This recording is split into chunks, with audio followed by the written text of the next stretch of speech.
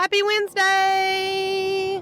You're listening to Mama Murdered a Podcast. I'm your host, AB.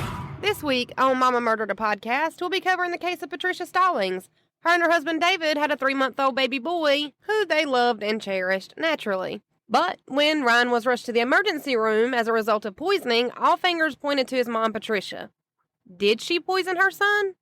Or did the hospital staff, the police investigators, and the prosecutor on her case have it all wrong? We're all here for one thing and one thing only, so let's get it. David Stallings and his wife Patricia, who everybody called Patty, were living and building their own American dream together. In 1986, David had been working as a plate engraver, and he was a regular at a 7-Eleven convenience store where Patty was working when the two met and started dating.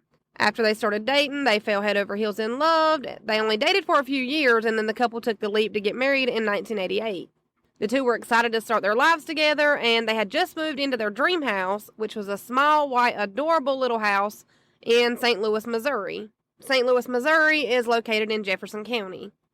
This small, quaint house was in a subdivision overlooking a lake, and Patty says that this was easily the happiest time of her life.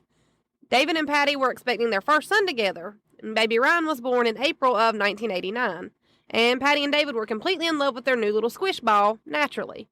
Ryan was a really fussy baby, and he had a hard time keeping down formula, and he seemed to vomit a lot more than what was considered a normal amount of spit up.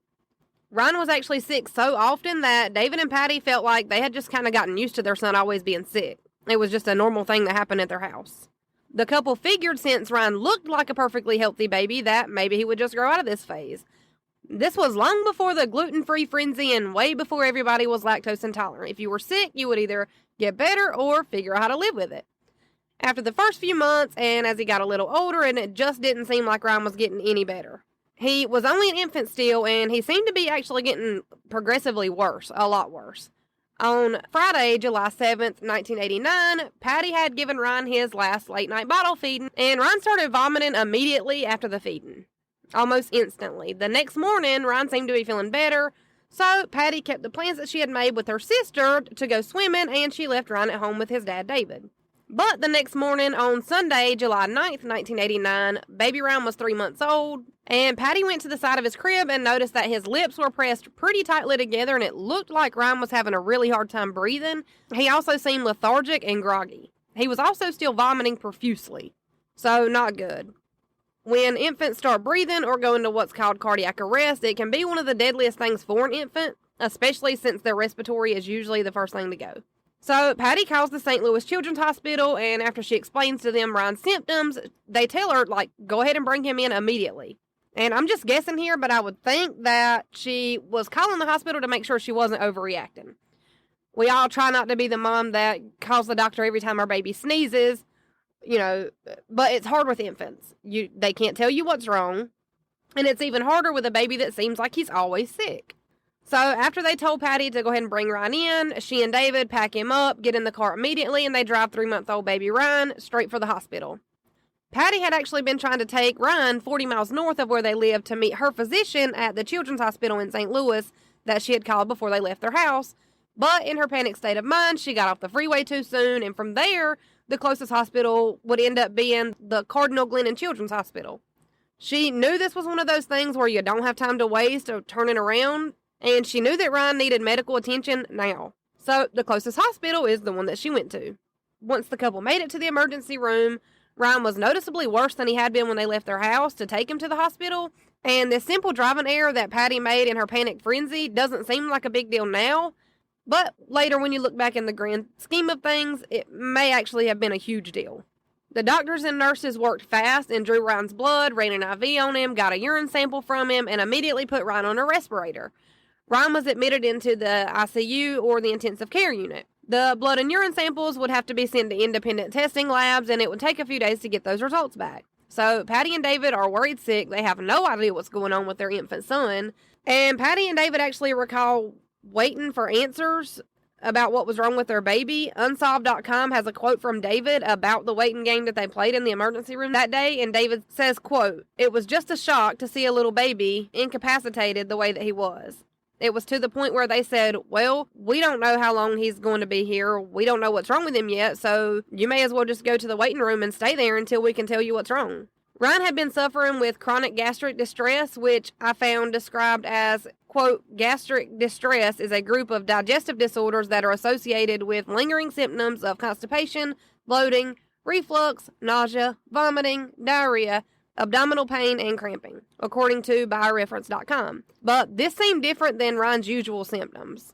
Patty and David actually rented a room at the hospital to be able to be close by Ryan's side instead of going home to stay since Ryan was going to be admitted at the hospital and have to stay until they figured out what was going on with him.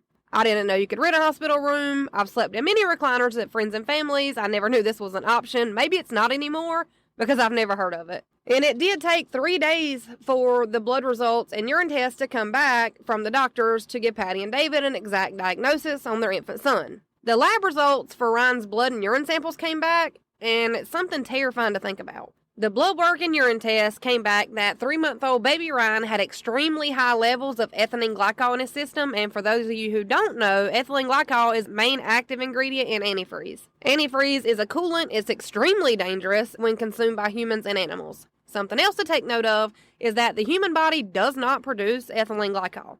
So it's not something that his body could produce too much of or not enough of, like insulin, for example. Both Patty and David were completely shocked. They would never intentionally hurt their son, and they would definitely never poison their son. And keep in mind, Ryan's only 3 months old. He can't crawl around and get into cleaning supplies or chemicals that are around the house. Someone had to have given this to him. That's the only way that it makes sense that Ryan would have ingested it. The pediatrician that treated Ryan was Dr. Robert Lynch, and he had no choice but to report the fact that he believed that Ryan had been poisoned to the Missouri Division of Family Services. And as a doctor, he's legally obligated to report things like this. Also things such as assault, neglect, abuse. People like doctors, teachers, nurses, etc. in the United States are what we call mandated reporters, which means they have no choice in reporting something that seems harmful or neglectful to the Department of Family Services. They took an oath when they took the job. They promised to protect people, and especially people who can't protect themselves, like children and the elderly. Dr. Robert Lynch also signed an affidavit stating that he did believe that Ryan had been poisoned by one or both of his parents. So, naturally, after the test results came back, Patty and David were no longer allowed to be around their son unsupervised. Hospital personnel always had to be present when Patty and David visited with Ryan.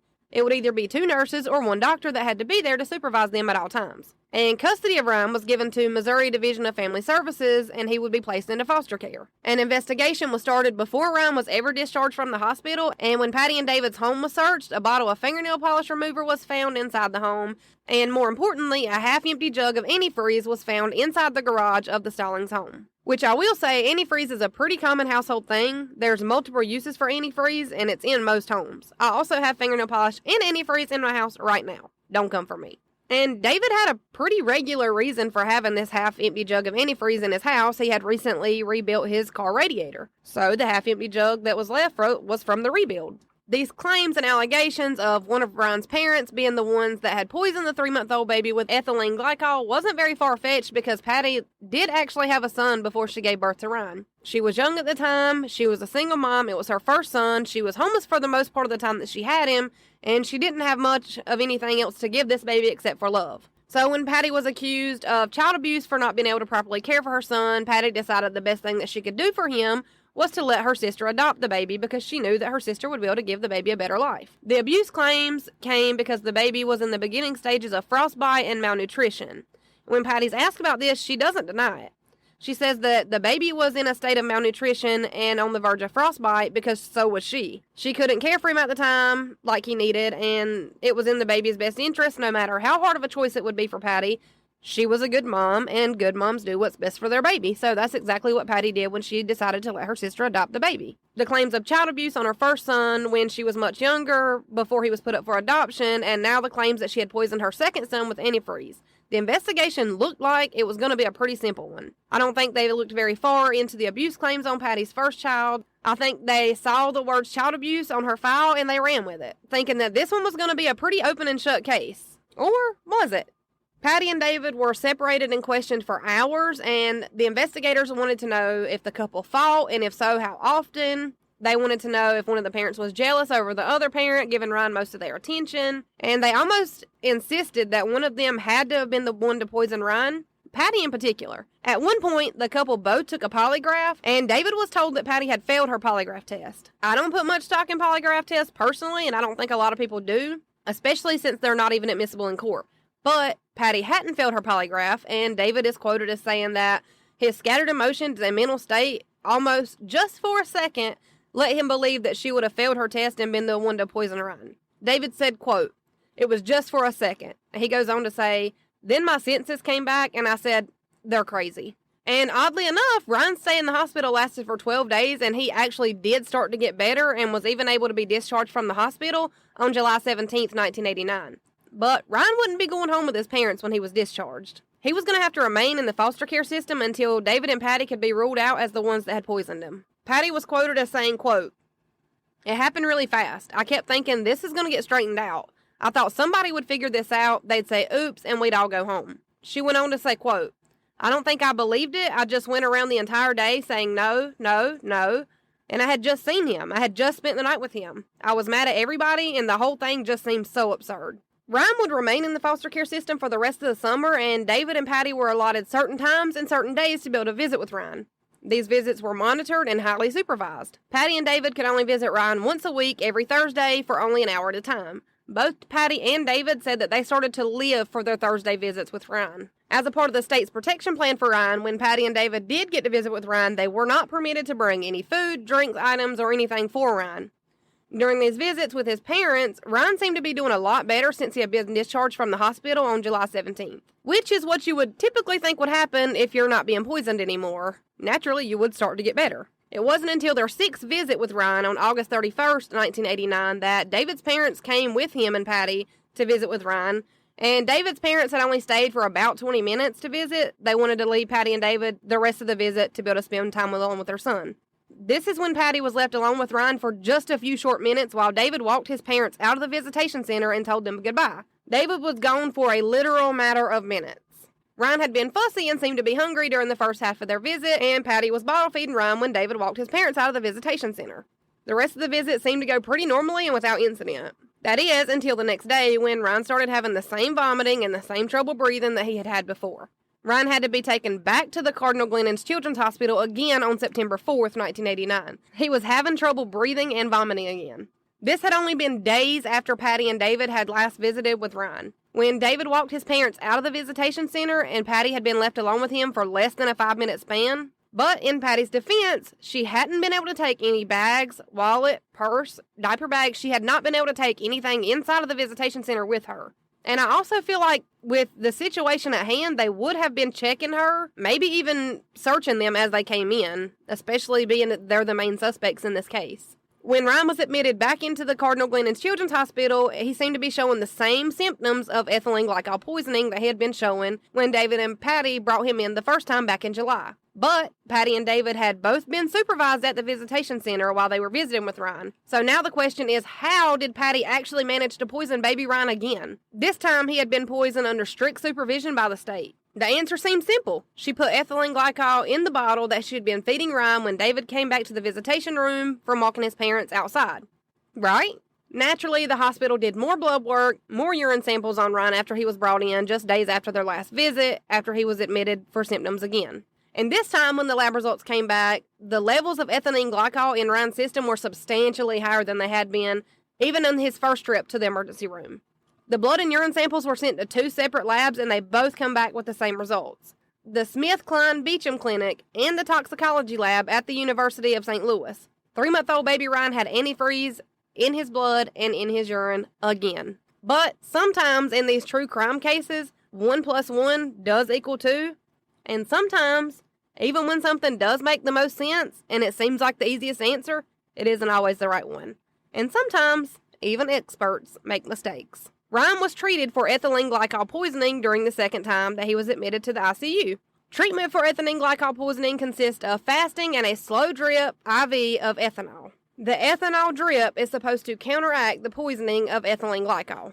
All of the bottles that had been used to feed Ryan in the last few weeks had been tested, and one of the bottles that Ryan had been fed with had trace amounts of ethylene glycol on it. Even though all of the bottles that were used to feed Ryan had been washed, refilled with formula, and used over and over again, there were somehow still trace amounts of antifreeze found on one of them.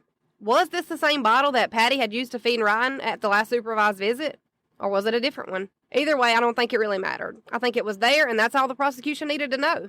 This is also about the same time when the prosecutor learned that the person assigned to supervise the visit between Ryan and his parents had also gotten up and left the visitation room for a short amount of time during the visit with the Stallings the last time they visited with baby Ryan. So now they're pretty certain that Patty either put antifreeze in Ryan's bottle or she spiked the tub of formula during her last visit. The very next day after Ryan was admitted to the hospital for the second time for ethylene glycol poisoning, this time while he was in the state's care, Patty and David were met outside their house as they were returning home from the hospital, where 2 detectives had a warrant for Patty's arrest. The charges were assault. Patty was arrested in her front yard on September 5th, 1989. Hospital personnel, detectives, investigators, and the state's prosecutor all seemed to have come up with the same conclusion. Patty Stallings was the one responsible for poisoning her son Ryan. Oddly enough, though, David was never under suspicion in Ryan's poisoning case, and even though he never was a suspect in Ryan's case, David was still never allowed to have custody of his son Ryan back. So while Patty sat inside of a county jail cell, Ryan's health was getting progressively worse, and doctors actually came to inform David that they didn't believe that he was going to make it much longer, that there wasn't much more they would be able to do for Ryan, that they had done everything possible to help him, and that David should probably prepare himself for the worst. Patty was stripped of the right to see her son, no supervised visits, and even though David did try to get Patty released from jail long enough to say her goodbyes to her son, the judge denied the request and even told her that he wasn't letting a baby killer out to say goodbye to her son that she harmed, according to the Forensic Files episode on this case. And Patty was never able to see her son again before he passed. On September 7th, 1989, Ryan was put on a life support machine, and David called his church minister to ask if they could come and baptize Ryan in preparation for his death.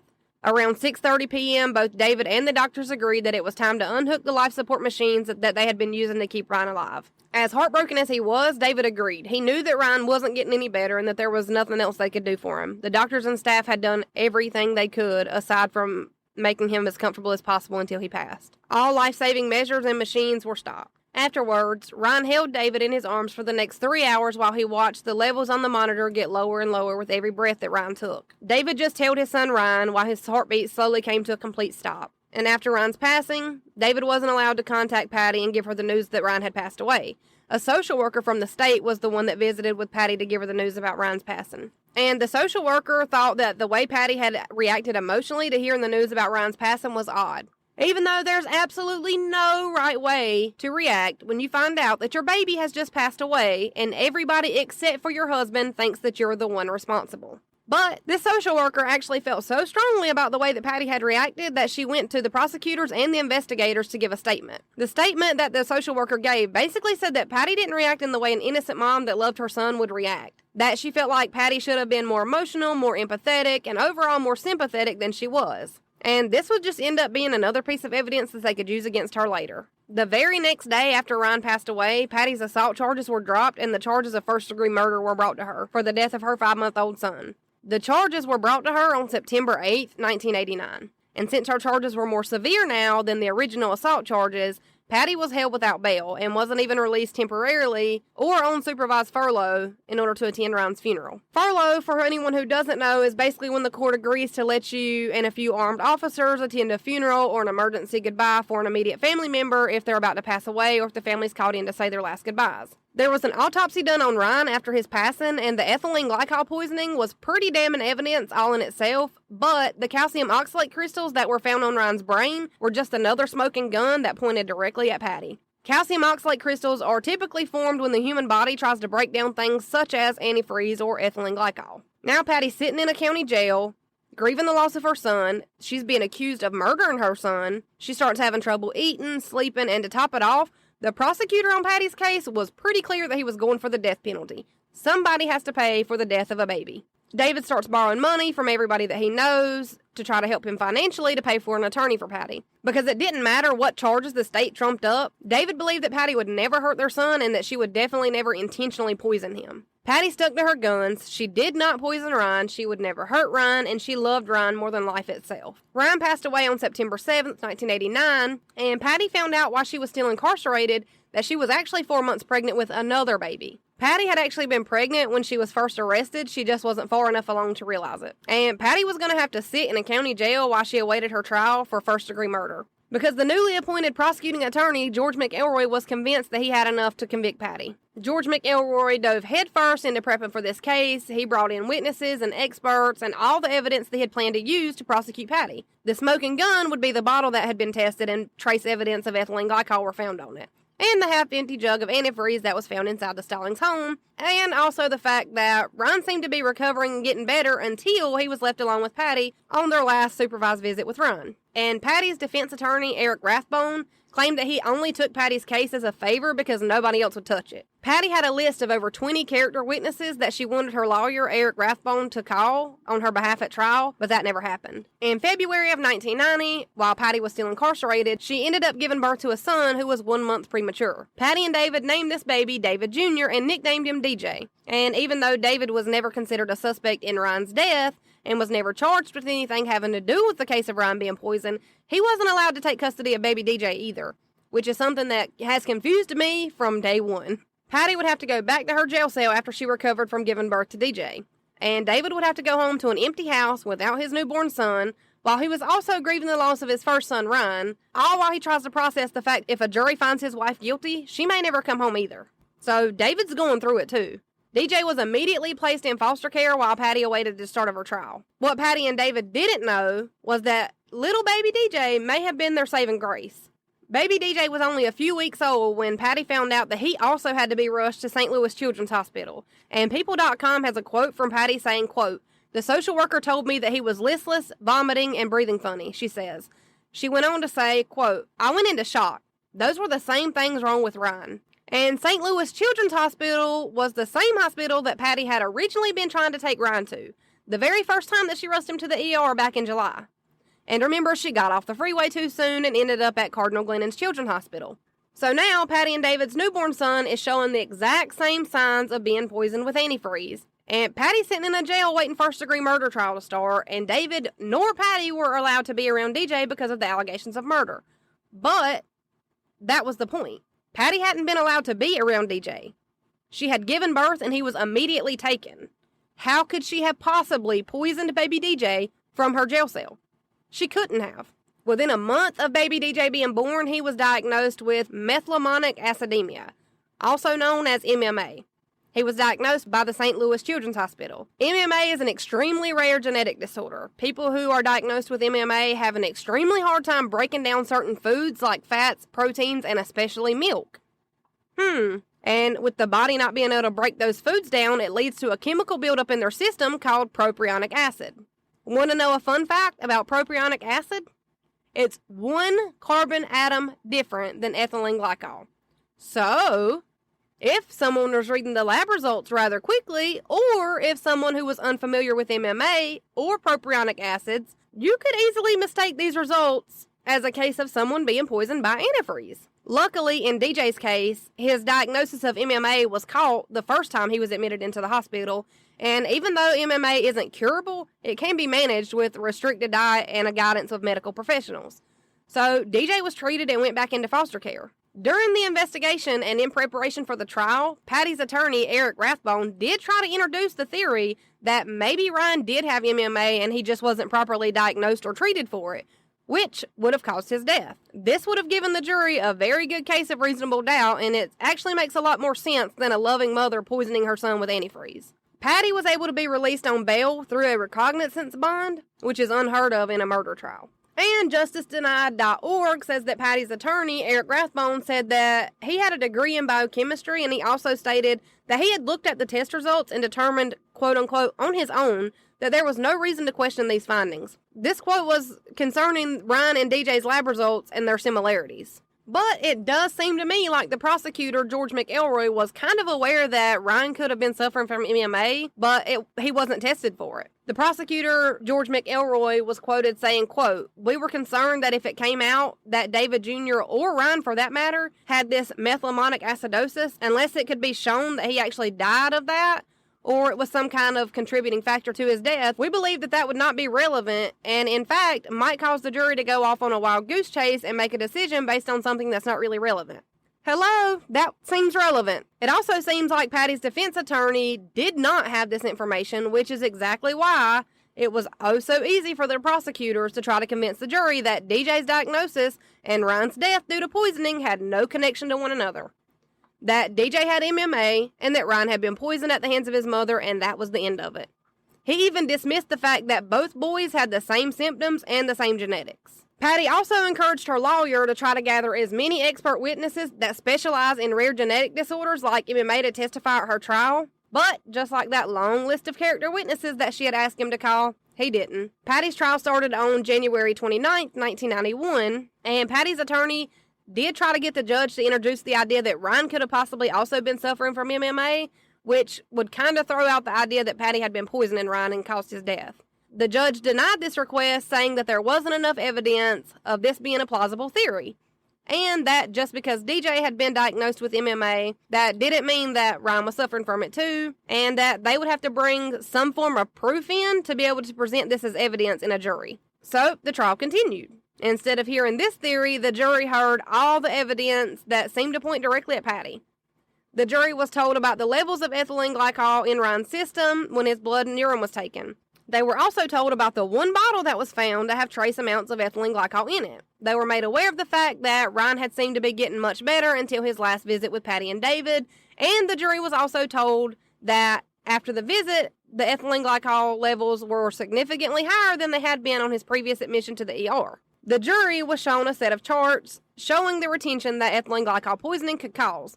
They were also made aware of the calcium oxalate crystals that had been found on Ryan's brain during his autopsy. And the jury was told that calcium oxalate crystals usually only form when the body tries to break down things like ethylene glycol. All of this evidence is super damning. What the jury didn't hear that may have swayed them was the fact that during Ryan's first autopsy, it was said that MMA could have been a probable cause for Ryan's death, but since Ryan was never actually tested for MMA, nobody would know for sure. Something else the jury wouldn't be aware of is the fact that DJ had been diagnosed with MMA. This didn't help Patty's trial at all. She was found guilty after the jury deliberated for 10 hours. Patty was sentenced to life in prison without the possibility of parole, and David collapsed right there in the courtroom after he heard Patty's sentencing. David actually had to be taken to the ER from the courthouse and be treated himself. In May of 1991, Patty's case was featured on Unsolved Mysteries, which is a TV show series, and after it aired, there were dozens, if not hundreds of calls coming in from geneticists and doctors to make sure that somebody knew that MMA symptoms are almost identical to ethylene glycol poisoning. These doctors and geneticists specialized in MMA and thought it was more likely that Ryan also had MMA after they heard about DJ's diagnosis. It was probably more likely than Patty poisoned Ryan, because the symptoms do look so similar and because they do actually put off the same kind of chemical compound. Dr. Shoemaker, who's a biochemist at St. Louis University, requested samples of Ryan's blood, and when he got the results back, he knew he was right. When he was reading Ryan's test results, he did not find ethylene glycol in Ryan's system. What he did find was propionic acid, which is what I was describing earlier. That's one carbon fiber difference from ethylene glycol. If you were not extremely familiar with this knowledge, it could be easily misdiagnosed as a case of poisoning instead of an MMA diagnosis. But propionic acid is one of the metabolites that's extremely toxic. Also, propionic acid is something that is produced in people who have MMA because the body just accumulates these propionic acids. Dr. Shoemaker was a junior faculty team member at the time that he retested Ryan's blood. So Dr. Shoemaker took his findings to a few of his coworkers and higher-ups. Almost everyone that Dr. Shoemaker showed these results to agreed that Ryan had not been poisoned with antifreeze, that he had actually been misdiagnosed and was also suffering from MMA. But there were a few of the higher-ups that just weren't sure if they agreed with Dr. Shoemaker or not. But luckily for Patty, there had been someone else who had been watching that episode of Unsolved Mysteries, and it just so happened to be a senior team member of the faculty, William S. Sly, and he was the head of the Department of Biochemistry and Molecular Biology at St. Louis University. Dr. Sly actually went so far as to send out multiple samples to multiple different labs in the area, but the samples that he sent out for testing were samples that he had made sure to only put propionic acid in, nothing else. So when Dr. Sly got those lab results back, they should have came back as a sample of a patient who was suffering from MMA. Instead, they all came back as ethylene glycol poisoning, or antifreeze poisoning. So about 6 months after Patty's trial, George McElroy, who had been the lead prosecutor on Patty's case, went to Judge Kramer, who presided over the trial, and said that he believed Patty had inefficient counsel. McElroy asked for Patty to be given another trial, and Judge Kramer said that this is something that he has rarely ever seen happen. Prosecutors almost never come to his chambers in defense of a defendant that they had already successfully prosecuted. When Patty was submitting reasons for an ineffective counsel to try to get a new trial, she also stated that she had given her defense attorney, Eric Rathbone, a list of over 20 character witnesses, and of course, Eric Rathbone felt attacked in the media, so he came to his own defense. He says that if he would have called any of these character witnesses, that it could have easily backfired on Patty, just as easily as it could have helped her in her case. It also seemed like the lead prosecutor, McElroy, had learned some information that he didn't know before, things that he hadn't been aware of when the trial was going on, and he had just recently learned. The former lab results and tests that had been done showed the difference in retention between MMA lab results and ethylene glycol poisoning, and although they do look similar, there are very distinct differences. On July 11th, 1991, Patty filed a lawsuit against the Cardinal Children's Glenens Hospital, the labs that tested the samples, and a lawsuit against the 3 doctors that treated Ryan. Patty also hired a new lawyer named Robert Ritter. So, Patty's new lawyer, Robert Ritter, and the prosecutor, McElroy, sat down and they had a meeting in preparation for Patty's new trial. When Patty's new attorney asked McElroy what he needed to be able to prove that Patty was innocent, prosecutor McElroy told him that he needed someone who had not been involved in the case or the trial previously, and someone that had no association with it. He also needed that person to be an expert in metabolic diseases. So, Robert Ritter finds a geneticist from Yale University, Dr. Pierre Rinaldo. Dr. Rinaldo was given all the information and former test results, and he even run some of his own labs and tests. Dr. Rinaldo spent 6 weeks on these labs and test results, only to confirm that Dr. Shoemaker had been right all along. Dr. Rinaldo is quoted telling Bill Smith, who's a reporter for the St. Louis Post-Dispatch, quote, "This is totally unacceptable, unbelievable, out of this world. I was astonished. I could not believe that somebody would let this go through a criminal trial unchallenged."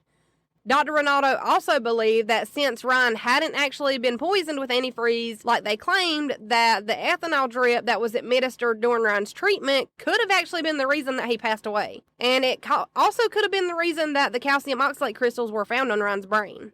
So after all this comes out, prosecutor McElroy says, quote, "Dr. Rinaldo was very convincing. I was persuaded that Patricia did not murder her son. My charge as a prosecutor is to seek justice, and justice for Patricia Stallings required that I seek a dismissal." George McElroy dropped all of the charges against Patty on September 20th, 1991, after she had spent the last 14 months in jail for a crime that never happened. I do like to give credit where credit is due, and prosecutor McElroy manned up to his mistakes, and he did right his wrongs. And I would almost rather have someone that cares too much about the death of a child versus someone that doesn't care enough. Patty would go on to win these lawsuits that she had filed against the hospital, the labs, and the doctors for an undisclosed amount. And Patty and David were finally able to take baby DJ home where he belonged. Prosecutor McElroy went on to publicly apologize to the Stallings, which is also super rare, saying, quote, "We can't undo the sufferings the Stallings have endured during this ordeal, and I apologize. I hope their lives will be happier and fuller in the future." The National Library of Medicine reports that Patty was lucky in some sense because there was only a 1 in 4 chance that DJ would inherit a version of both of his parents' genetics to also have MMA. If DJ had been born a healthy baby, there's a good chance that Patty Stallings would still be sitting behind bars today. DJ grew up on a strict diet and was closely monitored by both his parents and his doctors. George McElroy went on to run for re-election for Jefferson County prosecutor in 1994. While he was campaigning, he ran an ad in the newspaper, and the ad had an excerpt from a letter that was written from a doctor from St. Louis Medical Center.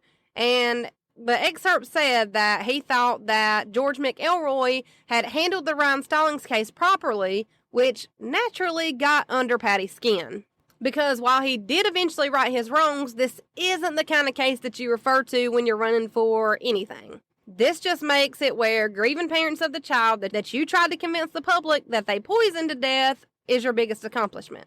This got under Patty's skin enough that she actually ended up donating $10,000 to McElroy's running opponent, Robert Wilkins. And Robert Wilkins would go on to win that election for Jefferson County Prosecutor's Office. Sadly, Patty and David would go on to divorce, and DJ would go on to pass away at a super early age at the age of 23 on September 17, 2013. And David passed away in 2019 after he suffered from a long-term illness that was unnamed everywhere I looked. And that is the case of Patricia Stallings. That was a wild one. Well, that was fun. Let's do it again. Same time, same place, next Wednesday. See you then. That's how my mama murdered a podcast. That's how my mama murdered a podcast.